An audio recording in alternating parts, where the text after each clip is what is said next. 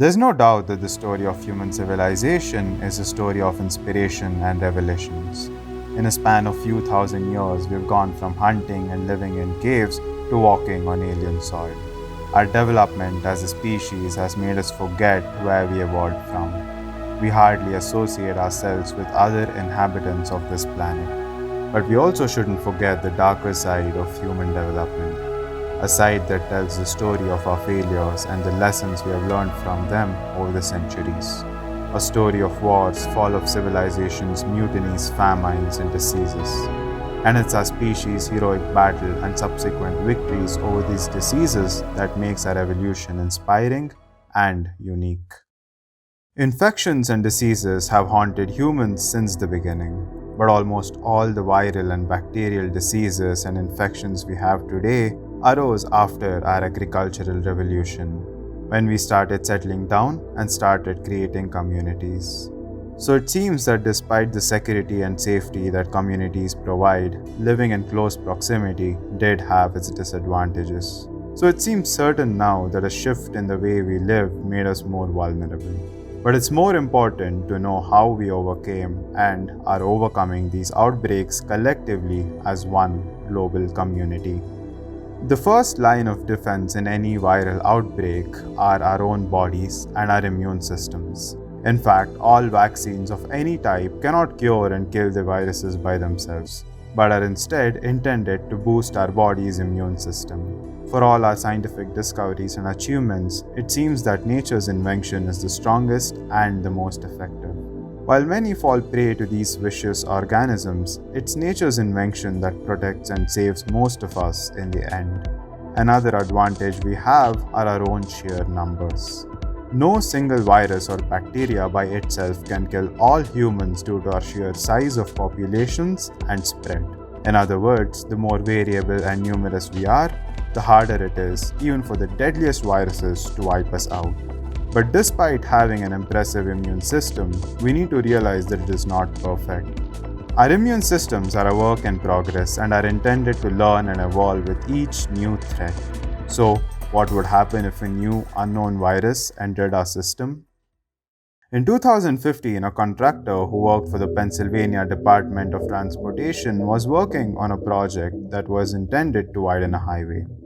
In a small village north of Pennsylvania, a rainy night coupled with the movement of soil due to construction works revealed a horrid scene to the workers the next day. The contractor and his workers had discovered a mass grave intended for the burial of victims of Spanish flu. Some 1,500 people had lost their lives in this village, and globally, the flu had taken the life of over 50 million people, which amounted to about 3% of the population at the time. So, what happens when people realize that they are amidst a new virus that could potentially be as deadly? Well, it's natural for humans to enter a state of panic. They start hoarding resources and fights start erupting for essentials. Our whole civilization, everything we have built so far, seems to be on the edge of destruction, and it feels like we are one step away from dystopia. And it is during times like these that institutions we have built step in. If there's one thing the world can agree on about the current pandemic, it's that there has been a lack of leadership in almost all countries.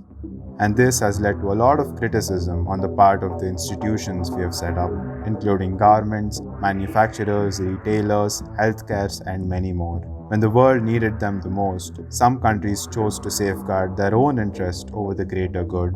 But, in all frankness, no one can blame them for this. After all, how can we help each other if none of us are well? But for all their shortcomings, imagine a world without these institutions. If these institutions did not step in, the world would have been much closer to the dystopian reality I mentioned before. We may blame these institutions for taking strict measures, but let's not forget that the measures are what keeps a society from slipping into total chaos. And moreover, it helps to note that these institutions are made up of people, just like you and me. It consists of people who are scared themselves, who have their own families and personal interests. On the surface, these organizations may look like traditional setups run by authoritative men and women. But when we zoom in, we find that most people working for these institutions are normal individuals just like us. Individuals who have little to no idea what they are up against and still choose to perform their work regardless. Individuals who, despite having interests of their own, sacrifice them for the greater good. Let's not forget that it's these men and women who stand as a beacon of light in a seemingly endless darkness by choosing to work despite witnessing hopelessness and breakdowns every day. It's also these people we need to thank for coming up with a viable solution in a desperate situation. It could be a vaccine or a drug that helps fight the infection. These heroes safeguard humanity during inhuman times. It's also easy to forget about our human nature when we are talking about disasters and pandemics. While the initial reaction of a society is to panic, our nature as humans do not end there. We are not all selfish beings who in the face of disaster choose ourselves over others. In fact, during times of crisis, we tend to help each other rather than fight over resources. This can be seen in examples where people came together to thank and applaud the frontline workers, or when a community came together to distribute resources that were in short supply. It can even be seen on an individual level when a man decided to overcome his religious practice for saving another life. These actions of kindness may not seem like much, but they do stand contrary to the popular belief that when disaster strikes, it's every man for himself. These examples show that this is simply not the case. It shows that humans are capable of showing sympathy even during the worst of times. It is our nature as a collective species to help one another. As humans, we retain the ability to be kind and show humility even during the most hopeless of situations. In the end, more than anything, it's this nature of us that has helped us overcome every war, disaster, famine, or even a pandemic throughout history. Once the storm is over, you won't remember how you made it through, how you managed to survive. You won't even be sure whether the storm is really over.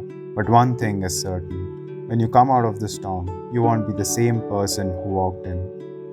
Haruki Murakami. You see, pandemics may cause widespread deaths and destruction. They separate people, take away our loved ones, but they leave behind valuable lessons. Once these pandemics pass, people who went through them are never the same again. Something inside them would have changed forever.